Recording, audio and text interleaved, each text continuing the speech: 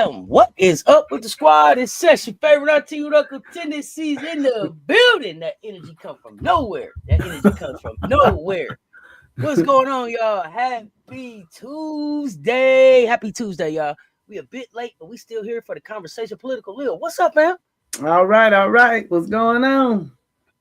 Hey, man, we got a good one. We got a different one, man. We talking sneakerhead kind of stuff. 1 second, y'all.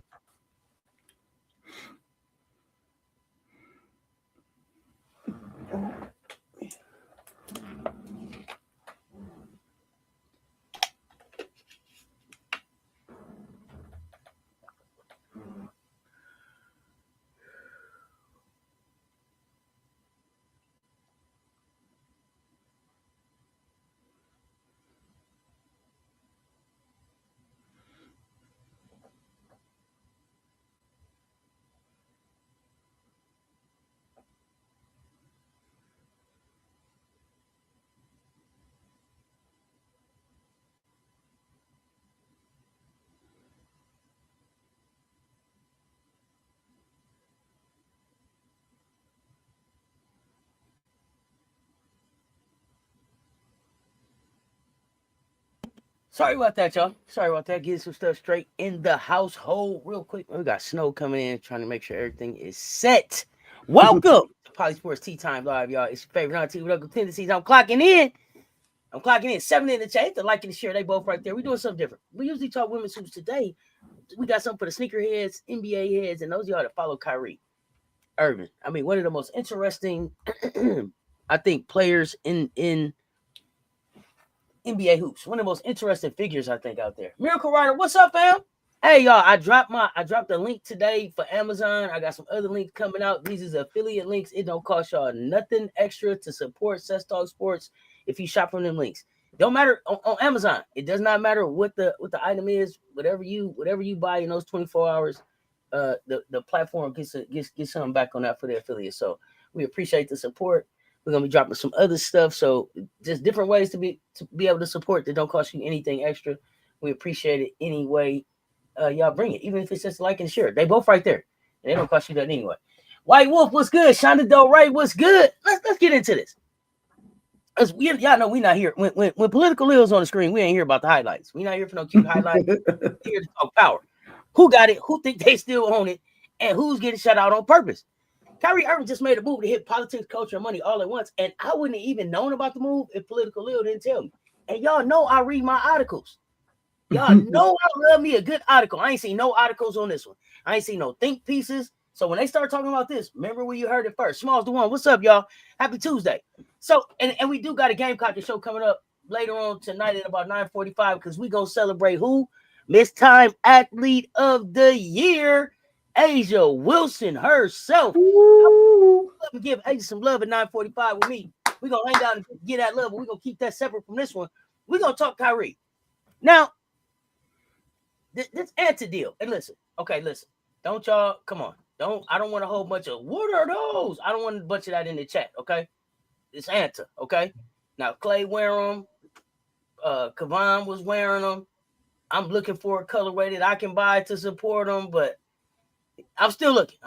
Okay, so we know what Kyrie gonna do. But this is interesting because Kyrie took a step that Clay didn't take. Okay, so follow us right here now because we're gonna bring this all to y'all right now. So this ANTA deal, right, is not just new shoes, new colorways, energy. It's equity, it's creative control, and executive power in one play. And then the thing that I love about it is that he didn't just think about himself. He pointed that power directly at the HBCUs. The same schools, U.S. corporations, they ain't getting no commercials. They remember for the commercials, but they forget them in the contracts, right? Where they come from. It's like these players just show up in the NFL. These legends just showed up in the NBA. Like they didn't go to college or nothing. But do your history. It's a lot of them out there. So we're gonna ask the question. The mainstream is scared to touch. Is China stepping in to empower Black institutions in ways U.S. brands have refused? Let's have that conversation. Because if that's true, what does that mean for HBCUs, for Black athletes, and for the Black consumer base that keeps this whole machine running? Y'all saw what China looked like when Steph showed up over there? Y'all remember what China looked like when Kobe was showing up over there? I don't know if Stephon Marbury ever came back from over there. He might still be there. So you know what I'm saying? You know what I mean? I just so I'm wondering about that. Yeah, like and share. What's up, Jeremy? Kyrie ANTA Alliance might be the opening shot of a new athlete power structure. And that's one that's not begging gatekeepers for permission. They in a whole nother yard. And I'm not unpacking this solo. Y'all already know who's at the table. Political Lil from BeWise PoliSports podcast, locking in with Cess Talk Sports for PoliSports Tea Time, pulling up receipts, breaking systems down, and naming what everybody else tiptoes around. Political Lil, what's happening? All right, Auntie Cess. Look, let's be clear. This isn't just business. This geopolitics wrapped in sneakers. Now, ANTA didn't just give Kyrie a contract. They gave him a seat at the table. And American brands have never offered such. So China seems to understand that Black culture drives global basketball economics, and they're investing where USA corporations, kind of push to the side. And so that makes Kyrie move bigger than sports. It makes it a challenge to the American sneaker hierarchy. So, let's get into it, what Kyrie is actually doing, how his partnership is working, and why it might flip the Black economy on his head. So, Auntie Cess, go ahead and take us into segment 1. Yeah, we're going to talk about it. What's going on? Okay, he said even Tracy McGrady was loved in China. Yeah, I don't know. It's something going on over there. Chichi, good energy. What's up, fam? So, yeah, let's get into it. Let's get into it. Let's make it crystal clear for everybody that's just locking in. Kyrie Irving didn't just sign a deal. He wrote, this is a new blueprint. This is something we haven't seen before. By partnering with ANTA, he stepped into executive power, creator control, and equity. 3 things the U.S. brands keep denying Black athletes. And he did it all stroke of the pen one time. Instead of sitting on that access, he's pointing it straight at HBCUs. Now, that's the heartbeat of Black culture that stays starving for real investment from the U.S. sports machine. There's a lot of talent down there, but it's not a lot of investment. Now, what Kyrie is pushing is simple, but it's revolutionary when you pay attention to it, y'all. HBCUs don't deserve leftover gear and charity optics. You know what I'm saying? Yeah, me too, Melody. If Political Lil hadn't said nothing, I wouldn't know either. But it's like the HBCUs get like last season's equipment. You know what I'm saying?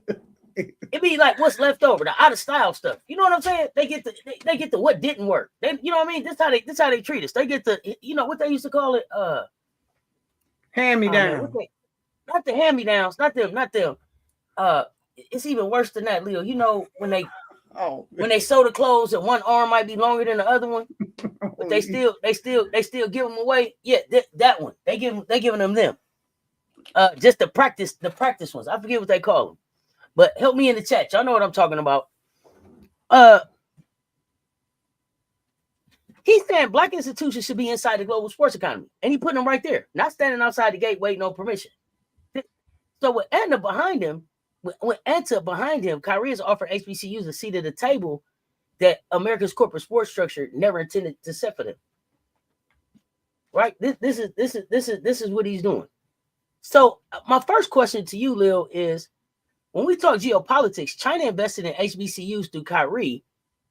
What does this move signal about global power shift happening around Black athletes and Black culture? Oh, man. It signals that the world finally recognizes what America has been trying to suppress. Black culture is the engine of global influence. There's no doubt about it. And China is stepping in because they see the value in that Black talent brings to culture, economics, and markets. Now, U.S. has historically underdeveloped Black markets, Black community, Black culture.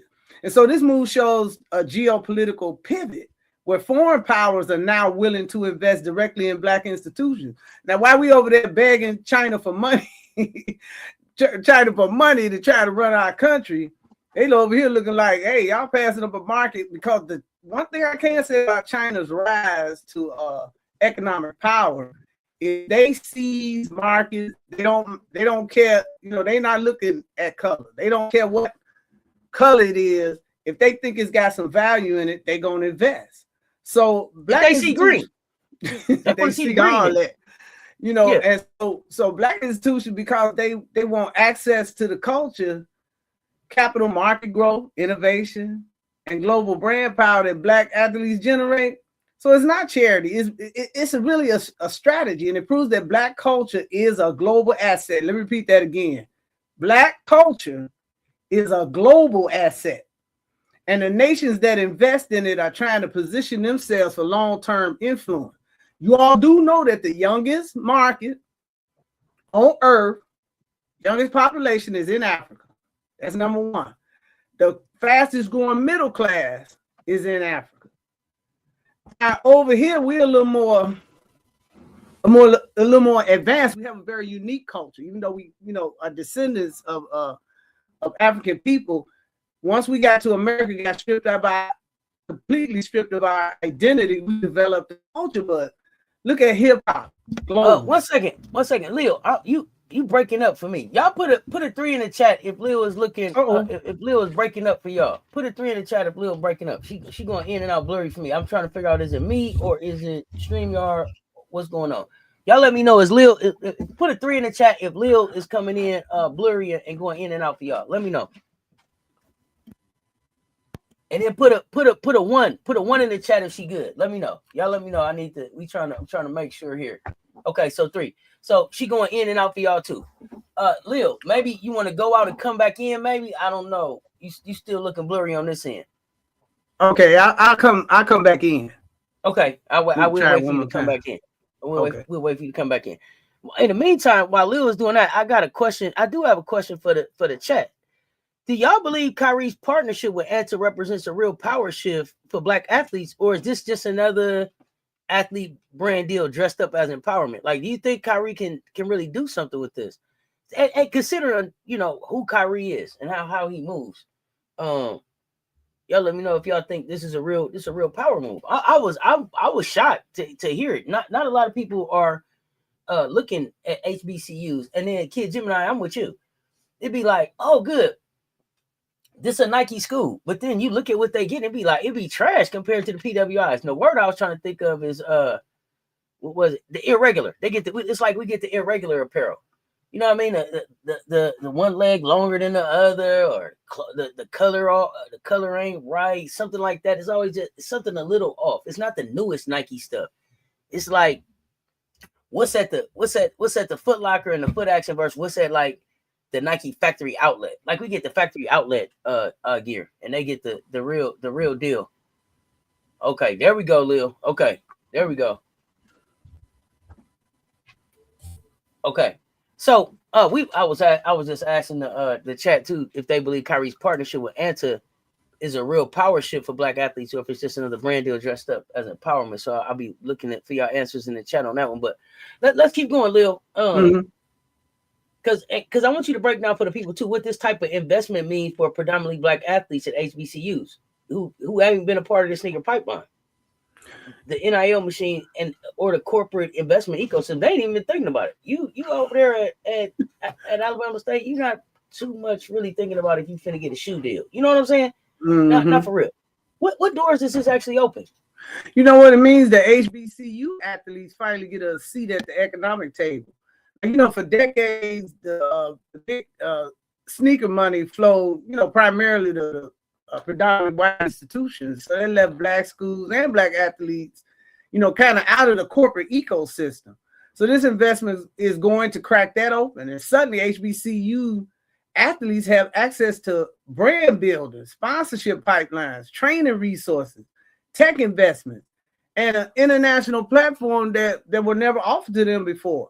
So it's going to create some equity where there's been exclusion. It's also going to shift power, because if HBCU athletes start getting real corporate backing, the entire marketplace is going to change.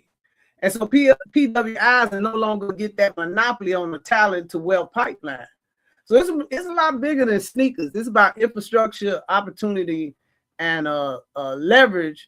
Now if you want to, go have a HBCU experience, you can do that. It could lead to a shoe deal. It could lead to having a nice NIL package. So China get ready to move in on a labor market when y'all really look at it, because you only got so many Black athletes. That's a labor pool. America has been able to have total access to that labor pool. But if that don't happen, and people start competing, you got a foreign actor, coming in here competing for your labor pool, it's gonna be a problem. Somebody's gonna have to step up in corporate America or step down, because our kids out of country. Could you see China trying to establish a pro league?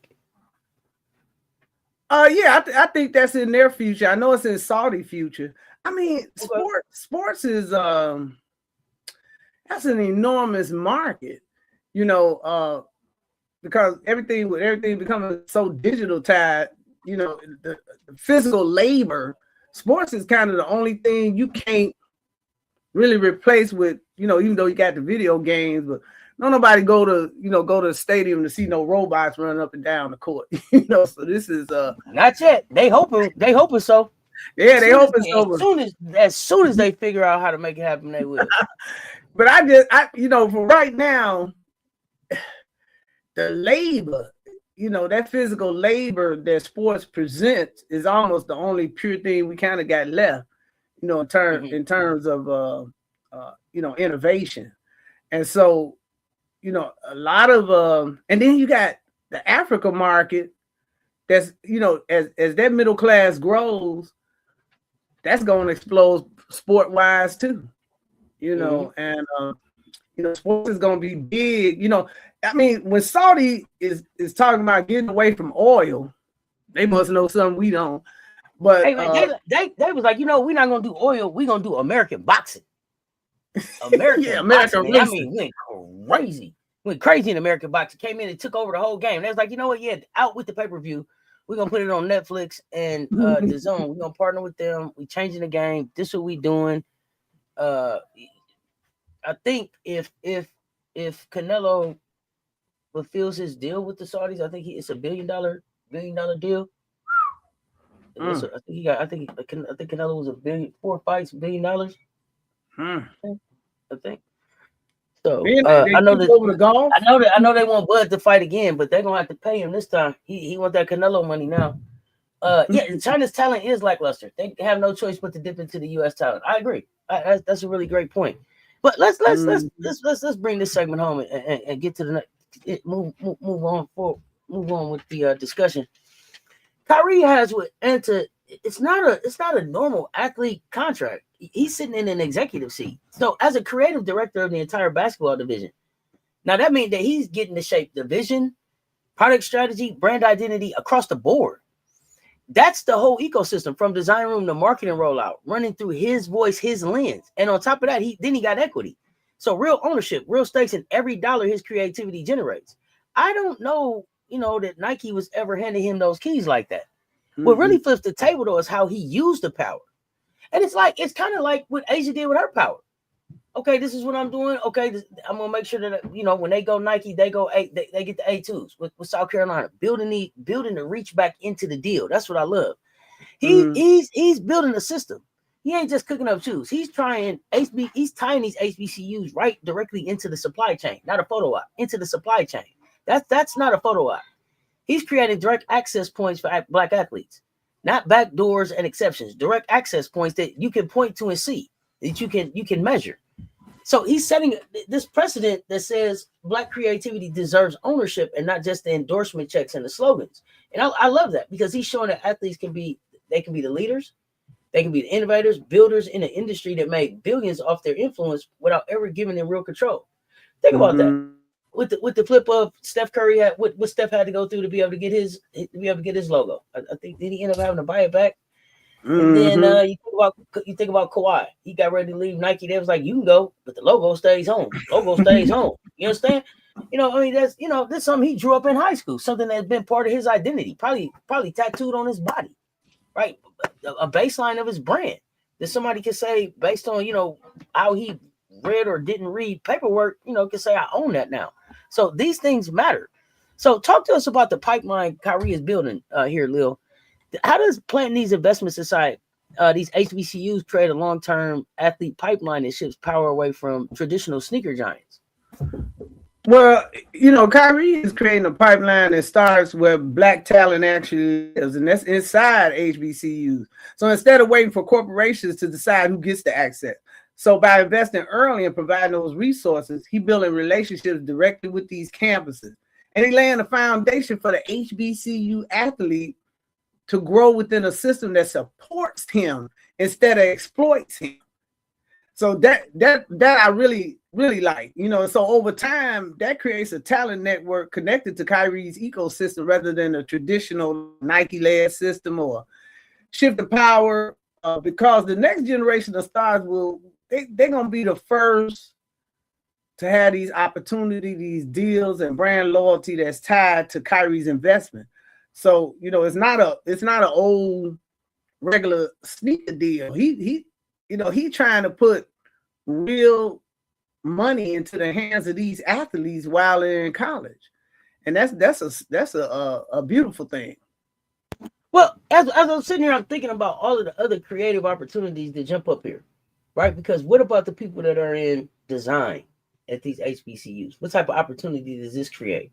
What type of pipeline does this create for them to be able to maybe now, have direct career tracks into ANTA, into design, into working with Kyrie, into helping these HBCUs build out these, build out their designs for their athletic equipment and uniforms and all of that stuff. So, I mean, it doesn't just have to stop at the athlete, agents, all kind of stuff, right? This is a whole different world open up now, a whole different geographical area that these kids could start thinking about, right? What if you're doing, you're going over to China and studying abroad for a year in China, and, doing an internship at ANTA out of a HBCU over in China now, doing a any type of internship or anything, studying abroad over there for a year, building your global business knowledge. I mean, it just gives so many opportunities. I just really love this. But I want to really break this down. How are Kyrie and ANTA positioning themselves to become real competitors in the athletic shoe market? Because, I mean, we look at the beginning of a new lane. So this is going to try to challenge Nike in the American sneaker hierarchy. I mean, nobody's really challenged Nike. I mean, there's Nike, there's Adidas. Reebok is trying to find a way. Under Armour look like they, fade fast. Converse been swallowed up. We've had the Troops and the Diodoras and the Lecoq Sportifs that have come into the market and gone. Fila lives in regions. So this what is, break that down. What is this? How are they really positioning themselves? Well, I think Kyrie and ANTA, they positioning themselves as competitors because number one, ANTA is the third largest athletic shoe thing already going on in the United States. So, but they doing it a little different. They positioning themselves by doing what these big companies don't, and that's invest directly in communities, athletes, and institutions that have been ignored. So they building credibility like from the ground up by empowering HBCU, offering athletes real partnership instead of just endorsements, and creating a culturally rooted brand identity. And if this continues, we're looking at the early stages of a new lane that will challenge the traditional sneaker hierarchy. And I know he wants to challenge. They tapping into a cultural engine that's actually driving the market. Black athletes, Black consumers, and Black creative influence. So, hopefully they won't, try to create a scandal to chop the man's head off. But this is a little more than just, hey, pair of shoes, jogging suit.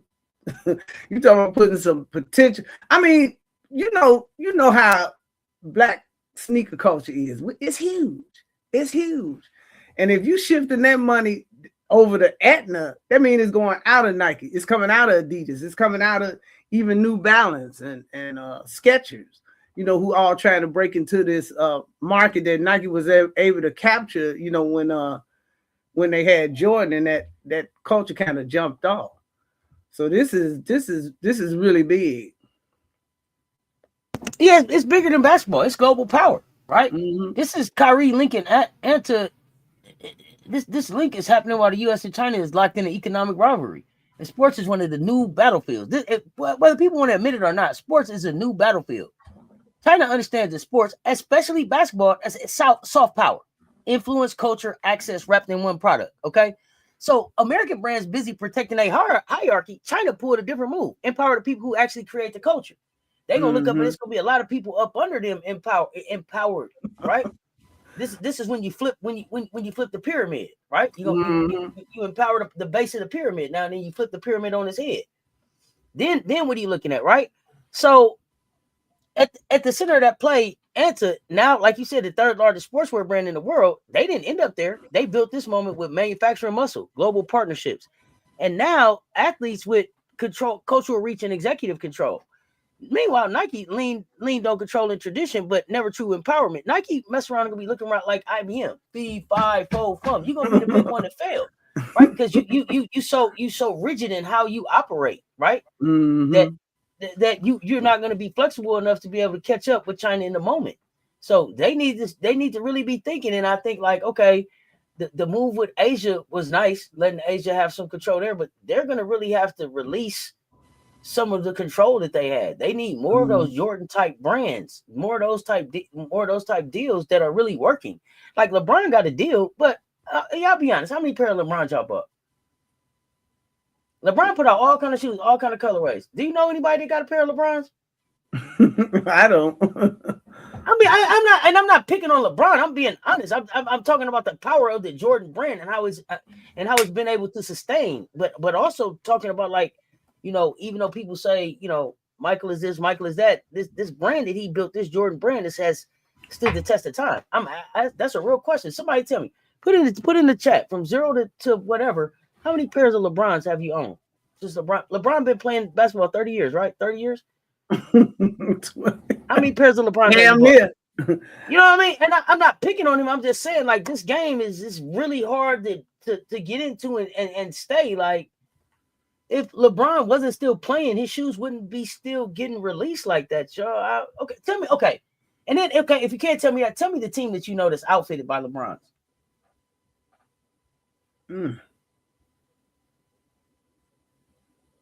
Just 2 pairs. Okay, I 0 for me. Zero for me. Yeah, 0 for me too. I never bought a pair of LeBron. But they don't appeal. They don't appeal to my style either. But I had one maybe 10 years ago. Okay. See, that's what I'm saying. But, you know, so if LeBron wasn't still around, but okay, Kobe. Look at Kobe. Kobe's shoe has had staying power. Vanessa's, you know, brought that thing back to Nike, and, you know what I'm saying, got that thing cooking again. So it's hard. It's hit or miss. You know, and you know, some people LeBron and some people go. In middle of high school, I definitely had 3 pairs of the Soldiers and LeBron 8 to 2011. Okay. But you haven't had a pair of LeBrons in 14 years.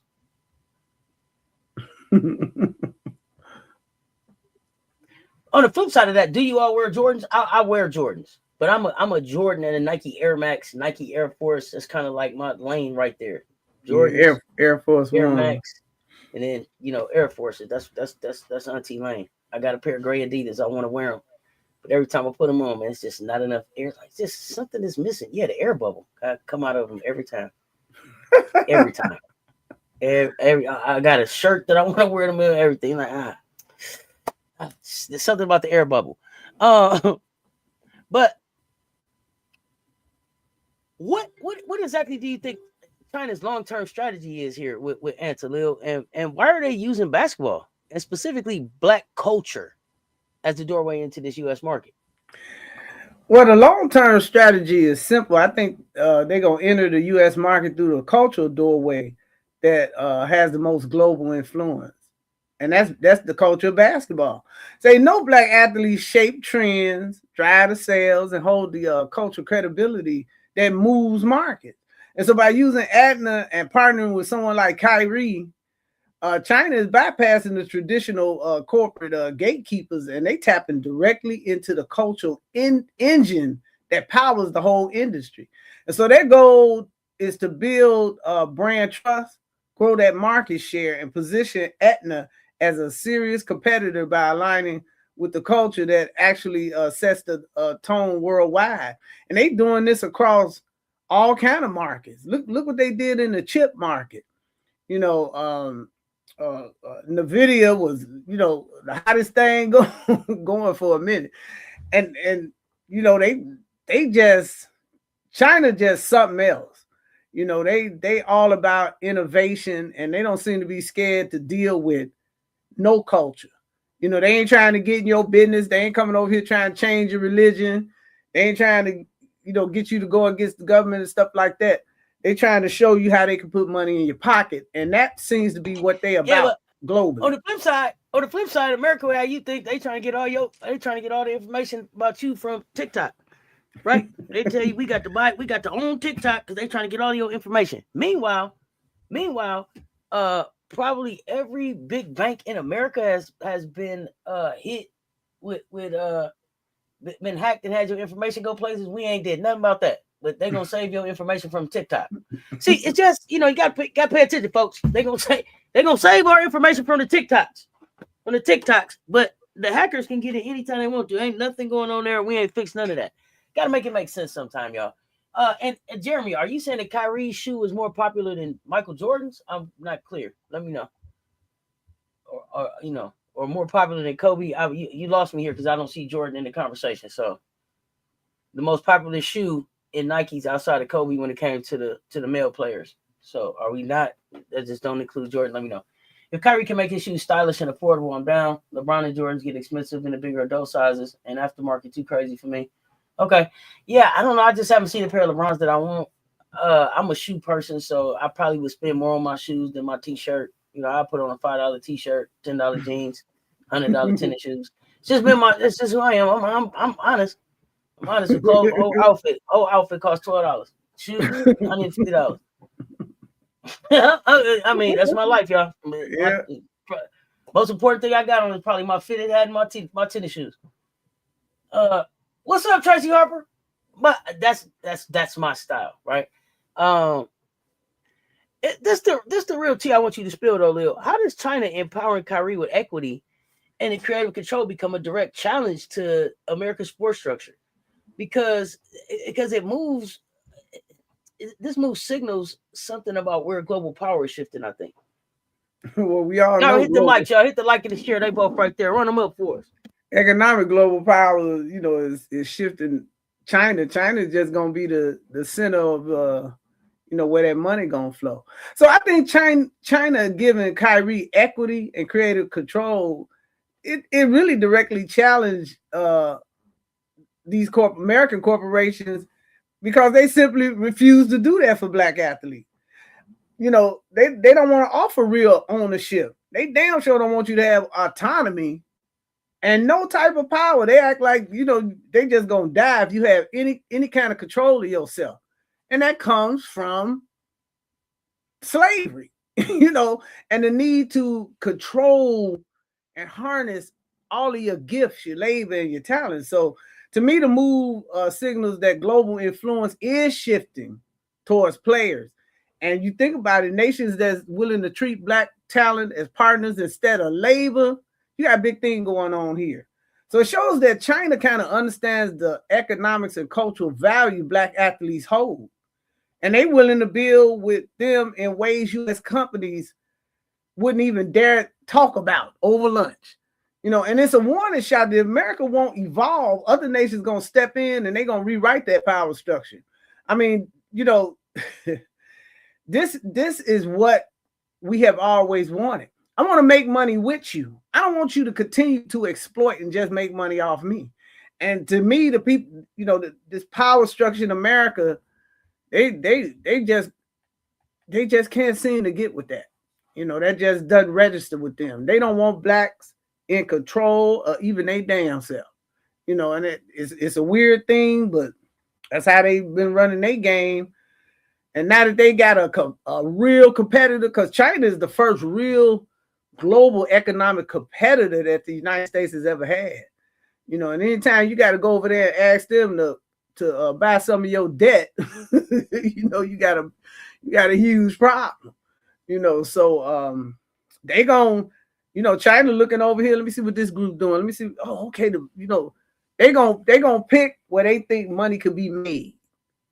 and market share can be chipped away. And over here, that's us.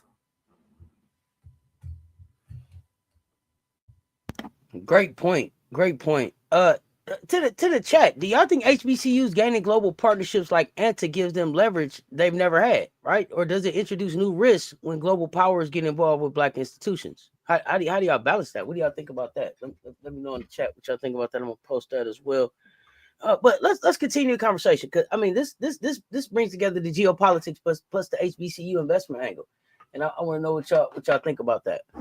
We're gonna get right to the heart of the issue. When we talk HBCUs, we talking about the soul of Black education and Black athletic tradition. So for decades, we've had major American brands. We know them. They treated these schools like they invisible. They pour millions into big PWI facilities, tech labs, premium uniforms, dry fit, dry tech. Leave HBCUs with the scraps, or even worse than that, nothing. And that's not a talent gap. That's profit bias and cultural disrespect. That's why Kyrie and ANTA stepping into HBCUs, it hit different. This is why I was so excited when Lil started talking to me about this thing. Because it's not about handing out new jerseys. It's about putting Black institutions inside global basketball economy. Now they're inside the global basketball economy. And that now you can play game. Now we doing something. This is about bringing visibility. We get technology, resources, access that U.S. brands don't offer. So this isn't like supporting the schools. This ain't like I made a donation, sent some one-time money down there, came by and did a concert. It's not that. This is building infrastructure that now can flip recruiting. This gives NIL opportunities. This builds international exposure for Black athletes who've been overlooked for generations. So, Leo, talk to us about culture. How does ANTA invested in HBCUs reshape that cultural narrative around Black institutions that has been ignored? You know what? You can feel it's a change coming to HBCU. You look at all the pro football players, NFL former players that are taking over head coaching jobs in the HBCU system. And you gotta China got loan money, so it ain't when they investing in HBCUs, that's gonna flip the narrative, and that's showing the whole world that Black institutions are not just culturally rich, but economically valuable. And so for decades, corporate America treated HBCUs like an afterthought. But ANTA involvement, that's going to reframe them as places worthy of global investment, innovation, and partnership, because we are one of the most creative groups in the world. And so it elevates the cultural status of HBCUs, signaling that these schools are power centers for talent, creativity, and influence. And that's something you was just mentioning about, kids that at HBCUs that's in design, in engineering, things like that. So we have been begging this government for investment for eons, and it's just something they don't want to seem to do. So to me, it's going to reshape how HBCUs are perceived, not as secondary institutions like they are in our society, but as hubs that deserve the same attention and respect that these big corporations have long reserved for just predominantly white schools. This is if this thing can really catch fire, it's gonna give us something that we haven't had through traditional gatekeeping, and that's access. And that's gonna be huge. Absolutely. So let's let me see. I got another question. Y'all know I always got questions, and y'all answer them. We'll check the comments too. Y'all hit the like and the share. They both right there. Run it up. So let's put the spotlight on the real pressure point, which is going to be the NIL, the name, image, likeness, because that blew the doors off the old college sports system, and then it stripped the power from gatekeepers in a way, because it decided who got paid, and because they was deciding who got paid and who didn't. So if Kyrie and ANTA step into the NIL market, they can walk straight on the HBCU campuses now and cut deals directly with athletes. No middleman, no athletic director politics, no corporate hierarchy protecting, these same old schools. So what makes that dangerous for Nike and the rest is ANTA doesn't have to protect the PWI pipeline. They don't owe the old power structure anything, right? They can build and connect how they want to. They can offer HBCU athletes what U.S. companies haven't, signature deals, team-wide NIL partnerships, revenue sharing that puts real money and ownership in students' hands. Opportunities for teams to go and open in China, play tournaments in China. build fan bases in China. Right now, I'm building global fan bases. This is a bold move from ANTA because this could flip the entire college sports economy and force American brands to compete for Black athletes instead of assuming their loyalty, because they just assume. You know what I'm saying? Mm-hmm. Kind of like Hillary Rodham thought we were just gonna vote for her because she had been BeWise. They just assumed. Came to the church. Yeah, you know what I'm saying? They've been by the church and thought we were just voting. But if ANTA steps into the NIL market through Kyrie, how does that shift the balance of power between American brands and China and college sports? And what would this mean strategically on a global scale? Look, if ANTA enter that NIL space through Kyrie, it's going to disrupt the monopoly American brands like Nike and Adidas have over college sports. So strategically, it positions China as a real competitor in the cultural and economic arena that the U.S. has just dominated for decades. So by influencing these young athletes early, China gains soft power, brand loyalty, and cultural influence inside one of America's most profitable sports pipelines. We are one of America's most profitable pipeline. That $250 billion, we all up in there. That's our money all up in there. And so globally, you better believe it. It signals that China is no longer trying to break into the U.S. market like from the outside. They're embedding themselves directly into the development of American talent, and this is a major strategic play. And I, even though it's quiet now, I suspect when it gets out, because he started with 14 schools, but 14 could turn into 28, and the next thing you know, it could be all 100 HBCUs. Then you're gonna see all the benevolence, come out of these white corporations. They're gonna be dying to compete for the talent, that they basically kind of have thrown away. Now, is China going to transport some of that talent globally for their leagues? Absolutely. That's absolutely going to happen. Because China is one of the most modern places on earth. Like over here in the Western media, they try to act like, it ain't happening over there. Shoot, they'll put New York, San Francisco, Los Angeles, Vegas, and a few other places to total shame with the kind of engineer they have going on in that country. And that's something people not aware of, but it's a beautiful, it could turn out to be a beautiful thing.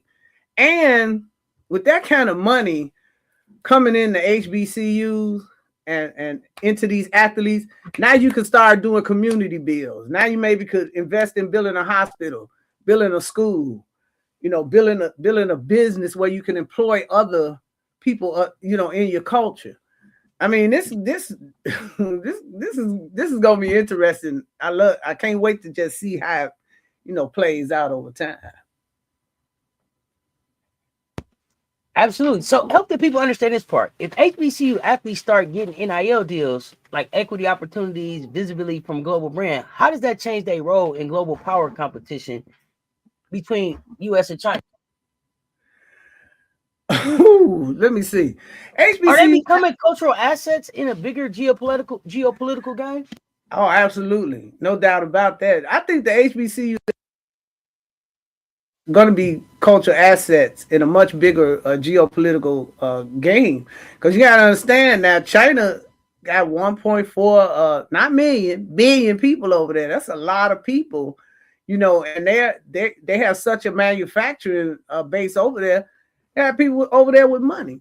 So when global brands give you NIL deals, equity and visibility, those athletes aren't just representing a school. They shaping a global culture and influencing an international market. So that gives them value far beyond sports. So in China, the U.S.-China competition, whoever invests in and partners with these athletes going to gain the cultural leverage, market influence, and credibility with that younger generation. So if China is backing HBCU talent while American corporations ignoring them, those athletes become key players in shifting global influence, whether they realize it or not. So this is going to be, a big thing. And I think what happened to, Kyrie with the Nike thing and the Brooklyn situation, I think that really opened his eyes and fueled in him that he gonna put as many people in the game as he can, you know, and he went this way. They put him on, and he gonna bring it forward, put other people on. Mm-hmm. I mean, sports are a mirror of global economics, right? So I mean, and that's just the plain truth of it. What Kyrie and Anta are doing is it's not just a partnership. This is a preview of the future. This is like I said, one of the biggest battlegrounds in global economic rivalry between U.S. and China. So, because of the cultural impact and global reach of hoops, it's sitting dead center in this fight. Sneakers, the uniforms, NIL deals. These aren't not just products. This is cultural currency. This is political influence and economic power. And we don't look at it like that. We got to start looking at that. Cultural currency, political influence, economic power. We're culture shifters. Oh, we're culture shifters. As a people, as a culture. Whoever controls the cultural pipeline controls the global market. Facts. The world is finally saying out loud, Black culture is the engine behind basketball's global influence. Black culture is the engine behind basketball's global influence. You don't believe me? Go look. From style to music to movement to language, the world copies what Black athletes and Black communities create routinely for decades. American corporations harvested that culture and cashed out while giving little ownership back to the people who built it. Chinese sees the gap. China sees the gap. ANTA see the opening. And Kyrie is like this bridge now. So he's the one that's positioned to flip a system that's always taken from the communities without returning power. How we respond to that and take advantage of that is going to be important. But they're not even talking about it for us to know, right? Let's go there. If global power wants what Black culture creates, how does Kyrie's move force both the U.S. and China to compete now for this influence through Black athletes? And what does that competition really look like? You know what? Kyrie move forces the U.S. and China to compete because it exposes the Black athlete and Black culture. It proves that they are the gateway to global influence. So the U.S. has long taken the culture power for granted, and China now stepping in with real investment, ownership opportunities, and creative freedom. That creates a competition where both of these nations gonna have to fight for the loyalty, partnership, and cultural alignment of Black athletes. So that competition, it kind of looks like a race to offer better deals, more control, and more respect, which I believe that's the most important thing to the Black athlete is being respected and having autonomy. You know, because and whichever nation aligns with the Black culture gonna gain that culture capital that drives trends, markets, and global soft power. So this is I once again I believe that the corporations in the United States, they're not gonna react. They're gonna be slow to the draw. They're gonna look up. It's gonna be a whole power shift because they so cocky and so sure they self. You know that we won't make a move. You know, out of their gatekeeping. They ain't gonna find out it's a new day around town. New sheriff too.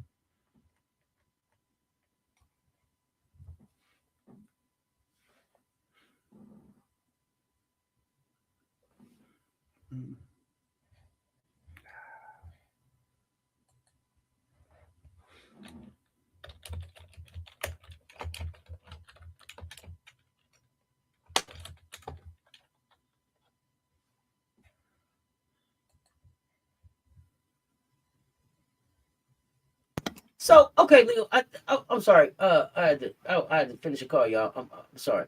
But before we move on and close this up, because I know we got hoops coming up, because I'm gonna watch this Penn State game so I can get my scout in for this week. But break this down, Leo. If it's the Black creativity and Black athletic culture that's the global prize, how now do Black athletes leverage this moment to negotiate that ownership, that equity, and long-term economic power instead of letting corporations, and that's American or Chinese, extract that value? You know, Black athletes, they can leverage this moment by recognizing that they are the prize, not the company. So when two global powers are competing for your influence, you negotiate from strength. And so that means demanding equity, ownership, stake, and creative control, revenue sharing, big buzzword, and long-term partnership deals instead of flat endorsement checks. So it means choosing relationships where their culture isn't just marketed, but respected and compensated at the highest level.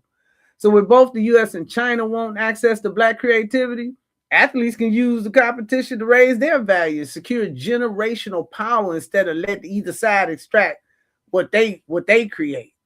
So this, you at the bargaining table now. Somebody just gave you a seat. Pull up. Exactly. Let's close this conversation the way we open it. You know what I'm saying? Straight truth, no chaser. What Kyrie and Anta are building is, it's not a sneaker story and it's not a sponsorship story. This ain't no, after school special. This is a power story. This is a blueprint that people need to be paying attention to. This is a new model for how Black athletes step into global influence with ownership, control, and leverage instead of waiting on American corporations to toss us some crumbs. This is opening up opportunities. This is Project B. This is AU. This is WNBA. This is WBL. This is unrivaled. This is everybody have a seat and let me pick where I want to go. What's best for me? This is we creating opportunities here. We are watching an athlete flip the script in real time. And we're watching a global brand pour into Black institutions this country built on Black brilliance, but refused to fully value. We're watching our culture, sit at the center of a global tug of war. For the first time, creators actually have negotiating power. This isn't just about Kyrie alone, y'all. Don't let that be lost here. This isn't just about Kyrie alone. This is really about what's going to come next. The athletes who follow, the HBCUs that benefit, the system finally being forced to stare their own inequities in the mirror. The question now is simple. Will Black institutions and Black athletes step into this new lane, or let the old power structure talk them into stand exactly where they've always been positioned? Like, you really want to go over there? You really want to go to China? You can just come up here to Oregon. You can just pull up over here to, are they going to go for that? Go ahead, Lil. You know what? Here's what we need you all to understand. Movements don't build themselves. They need people and they need voices. They need support. So if you care about Black athletes owning their influence, and if you care about HBCUs getting the investment they've earned for a century, and if you care about shifting the sports economy so that the creators finally get the equity and not just the applause, then support the platforms doing the work to expose the politics, uplift the storytelling, and protect the culture. Support athlete-owned brands, support HBCU partnerships, and support media spaces like Cess Talk Sports and BeWise PoliSports Tea Time, where we break down the narratives, not repeat them. Because once Black athletes own their creativity, their image, and their economic power, the whole global system gonna change.